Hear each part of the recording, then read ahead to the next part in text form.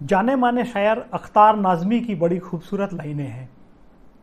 ठहरे हुए पानी ने इशारा तो किया था, हमने ही कुछ सोचकर पत्थर नहीं मारे। शायर साहब ने चाहे जो कुछ भी सोचकर ये लाइनें लिखी होंगी, लेकिन अपन तो इन लाइनों में छत्तीसगढ़ बीजेपी की सियासत की थोड़ी सी झलक देख रहे हैं। जहां पानी बड़े दिनों से ठहरा हुआ सा था, जो इस ठहरे हुए पानी को बड़ी शिद्दत से देख रहे थे, वो कुछ सोचकर ही पत्थर नहीं मार रहे थे, लेकिन जब सही वक्त आया तो कुछ सोचकर पत्थर चला ही दिया। और पत्थर पड़ते ही ठहरे हुए पानी में लहरें उठने लगी हैं। जी हां, बात हो रही है बीजेपी की। जब अगले साल यानी 2023 के चुनाव की आहट सुनाई दी, तो भाजपा के शीर्ष नेतृत्व ने बदलाव कर दिया, वह भी बड़ा बदलाव। विष्णुदेव साय की जगह अरुण साव को प्रदेश अध्यक्ष और धर्मलाल कौशिक की जगह नारायण चंदेल को नेता प्रतिपक्ष की कमान सौंप दी।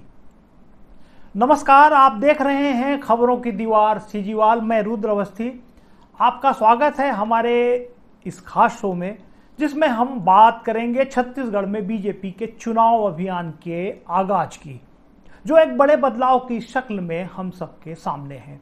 आइए शुरू करते हैं आज का शो। छत्तीसगढ़ में बीजेपी ने 15 साल सरकार चलाई। सरकार के 15 साल बीजेपी के 15 चेहरे छाए रहे और 2018 के चुनाव नतीजे आए तो 15 सीट पर ही जीत मिली। पिछले विधानसभा चुनाव के नतीजे के समय 15 का यह पहाड़ा पढ़ते पढ़ते लोग यह बूझने की भी कोशिश करते रहे कि आखिर ऐसा क्यों हुआ। करीब पिछले 3-3.5 साल से भाजपा का केंद्रीय नेतृत्व भी इस सवाल का जवाब खोज रहा है। इस सवाल के सही जवाब की तलाश में बीजेपी कई बार बदलाव भी कर चुकी है। बीजेपी की प्रदेश प्रभारी डी पुरंदेश्वरी, सह प्रभारी नितिन नवीन समेत कई नेता बार बार आकर इस सवाल को बूझने की कोशिश करते रहे हैं। पार्टी के क्षेत्रीय संगठन मंत्री की कमान संभालने के बाद हाल के दिनों में पहली बार छत्तीसगढ़ आए अजय जामवाल ने भी इस सवाल के जवाब तक पहुंचने की कोशिश की थी। हालांकि तब जवाब के बतौर जो चर्चा सामने आई, उसका लब्बो-लुआब यही समझ में आया कि छत्तीसगढ़ में पार्टी कार्यकर्ताओं को संतुष्ट नहीं कर पाने की वजह से ही बीजेपी को 2018 के विधानसभा चुनाव में करारी हार का सामना करना पड़ा था। और यही वजह है कि बीजेपी पिछले 3 साल में तगड़े विपक्ष के किरदार में नाकाम दिखाई देती है। बहरहाल लगता है कि बीजेपी आला कमान अब अपने सवाल के सही जवाब के नजदीक पहुंच गया है। उसे छत्तीसगढ़ में 15 साल तक सरकार चलाने के बाद मिली 15 सीटों वाले नतीजे में वो 15 चेहरे भारी दिखाई देने लगे हैं, जो 15 साल तक सूबे की पूरी सियासत पर छाए रहे। 15 का पहाड़ा पड़ रहे छत्तीसगढ़ बीजेपी को अंक गणित का नया पाठ पढ़ाने के लिए नई किताब सौंपते हुए बड़ा बदलाव किया गया है। लोग याद कर सकते हैं कि बीजेपी पहले कई मौकों पर इस तरह का बदलाव कर चुकी है। गुजरात की मिसाल सबके सामने है, जहां पर पूरी की पूरी सरकार ही बदल दी गई थी। याद तो 2019 के लोकसभा चुनाव को भी किया जा सकता है, जब बीजेपी सांसदों के खिलाफ असंतोष की चर्चा आम थी। पार्टी ने कड़ा फैसला कर छत्तीसगढ़ के अपने सभी सांसदों की टिकट बेरहमी से काट दी थी।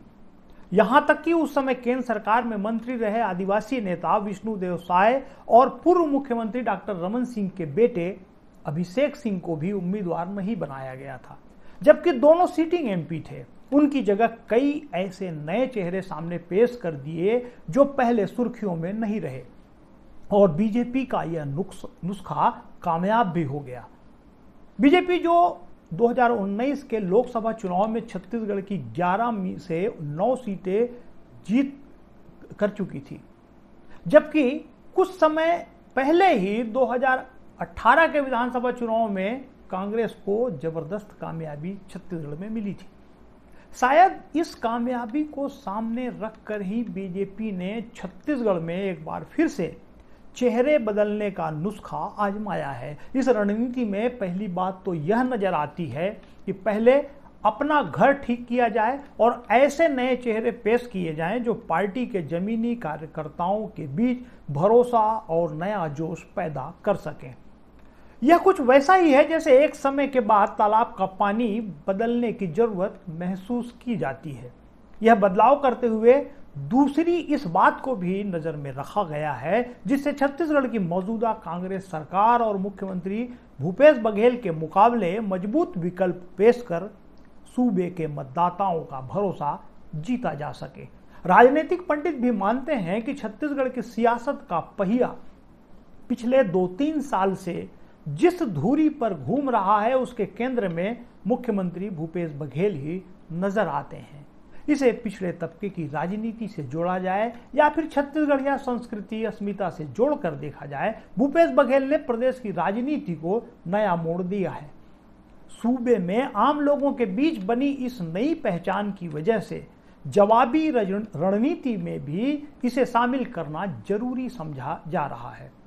शायद यही वजह है कि छत्तीसगढ़ बीजेपी में बड़े बदलाव के संकेत 2021 यानी पिछले साल में ही मिलने लगे थे, जिसे अब जाकर जमीन पर उतारा गया है।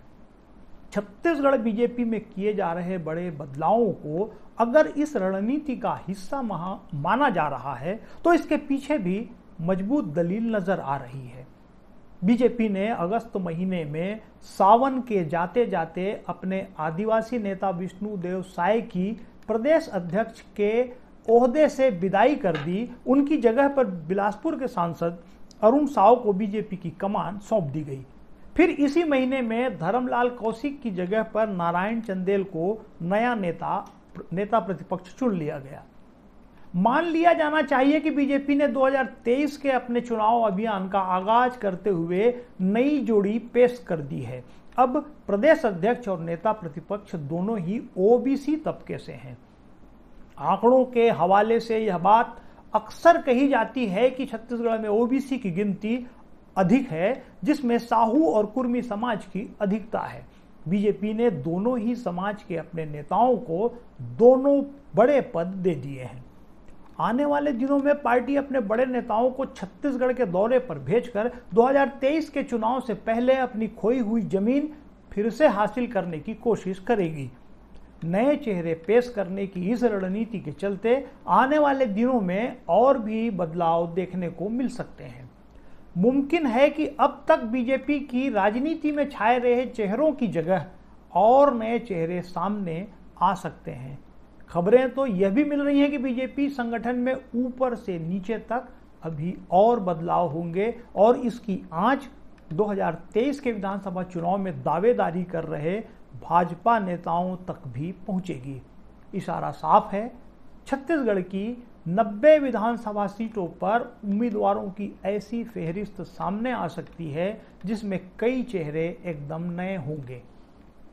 बदलाव और नए चेहरे पेश करने की इस रणनीति के साथ ही बीजेपी को कई चुनौतियों का भी सामना करना पड़ सकता है। मसलन नए प्रदेश अध्यक्ष और नेता प्रतिपक्ष की जोड़ी को पुराने से लेकर नए तक सभी दर्जे के नेताओं के कार्यकर्ताओं के बीच तालमेल कायम करना पड़ेगा। संगठन को नए जोश खरोश के साथ जूझने के लिए तैयार भी करना पड़ेगा। उस वजह पर भी गौर करना पड़ेगा जिसके चलते पार्टी को छत्तीसगढ़ में नीचे से ऊपर तक बड़ा बदलाव करना पड़ा है। जाहिर सी बात है कि 2018 से पहले और उसके बाद जिन लोगों के हाथ में पार्टी की कमान रही है उनके दम पर कुछ बेहतर करने की कोशिश पिछले 2.5-3 साल से लगातार होती रही है। प्रदेश प्रभारी, सह प्रभारी दौरे, मीटिंग कर टास्क देते रहे, लेकिन ऐसी पहचान नहीं बन सकी कि बीजेपी जुझारू विपक्ष की भूमिका में पासिंग मार्क हासिल कर सके। तभी तो पार्टी को बड़े पैमाने पर बदलाव करना पड़ा है। ऐसे में चेहरे के साथ पहचान बदलने की भी बड़ी जिम्मेदारी नई जोड़ी पर है। इसके साथ ही बीजेपी को छत्तीसगढ़ में ऐसे मुद्दे सामने लाने होंगे जिससे आम लोग जुड़ सकें। इस बात को कोई भी मानेगा कि 2018 के विधानसभा चुनाव में कांग्रेस ने किसानों के लिए जो वादे किए उसका सीधा असर हुआ था। उसके बाद से छत्तीसगढ़ में गांव, किसान और छत्तीसगढ़िया कल्चर को लेकर ऐसा माहौल बना हुआ है जिसमें बीजेपी को भी अपने आप को फिट करना पड़ेगा। एक अहम बात यह भी है कि ओबीसी की राजनीति के साथ कांग्रेस छत्तीसगढ़ में आदिवासी तबके को भी अहमियत देती रही है। इस समय सरगुजा से लेकर बस्तर तक अनुसूचित जनजाति की तमाम सीटों पर कांग्रेस का कब्जा है। प्रदेश कांग्रेस अध्यक्ष पद पर आदिवासी नेता मोहन मरकाम काबिज हैं। बीजेपी में कोई बड़ा आदिवासी नेता अग्रिम पंक्ति में नजर नहीं आ रहा है। अलबत्ता प्रदेश बीजेपी अध्यक्ष रहे विष्णुदेव साय भी हटा दिए गए हैं। इसे भी अजीब संयोग दुर्योग कहा जा सकता है कि आदिवासी नेता को प्रदेश अध्यक्ष के ओहदे से हटाए जाने का फैसला भी ठीक 9 अगस्त को आदिवासी दिवस पर किया गया। कांग्रेस ने इस पर भी चुटकी ली। हालांकि बीजेपी के लोग दलील दे रहे हैं कि पार्टी ने देश के राष्ट्रपति पद पर द्रौपदी मुर्मू के रूप में आदिवासी महिला का चयन कर मैसेज दे दिया है कि वह इस तबके को कितना अहमियत देती है। बहरहाल पिछले काफी समय से ठहरे हुए पानी की तरह गुमसुम सी चल रही छत्तीसगढ़ बीजेपी की सियासत में लहरें तो उठी हैं। पार्टी में बड़े बदलाव से हलचल भी दिखाई दे रही है। बदले हुए हालात में हलचल और लहरों के बीच पार्टी के तमाम ओहदेदार अब 2023 के विधानसभा चुनाव में छत्तीसगढ़ में बीजेपी की सरकार बनाने का हलफ उठाते दिखाई दे रहे हैं।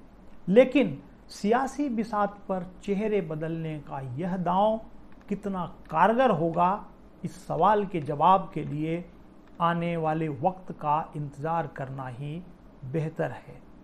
इस शो में बस इतना ही।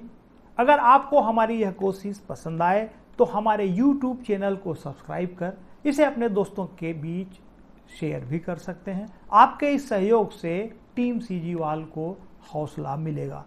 अगली बार फिर होगी मुलाकात। नमस्कार।